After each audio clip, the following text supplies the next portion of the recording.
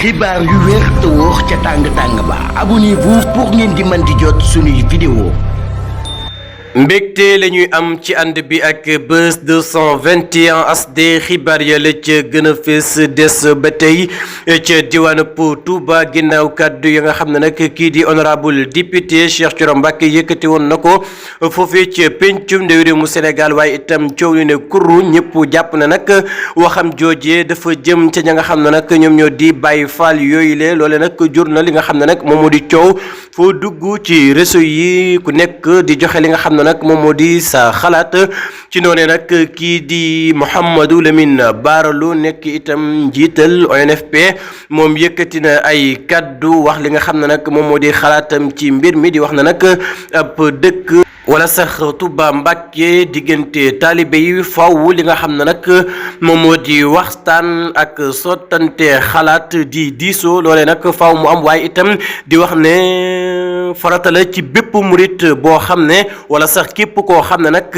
da ngay yeewoo foofee ca diwaanu Touba Mbacké nga sàmmonteeg tere yi nga xam ne nag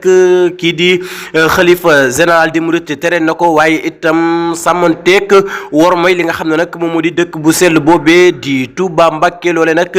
di kàddu yi ki nga xam ne nag moom moo di Mouhamadou Lamine Bara Lo ginnaaw coow lu rëy li nga xam ne nag moo daal di tegu ci ndoddul kii nga xam ne nag moom moo di honorable député ginnaaw joytu ga mu doon joytu foofee ci pencum ndawi réew mu Sénégal waaye itam waxal li nga xam ne nag moom moo di askanu Touba jafe-jafe ja nga xam ne nag ñu ngi koy dund loole rek le député ba taxaw ci pencum ndawi réew mu Sénégal waaye itam daal di koy wax loole wala nag li nga xam ne moom moo di coow lu bari tegu ci ndoddam moom honorable député Cheikh Thioro Mbacké waaye itam Mouhamadou Lamine Bara Lo di xam ne nag fu ay millions yi nit di yewoo faw li nga xam ne nag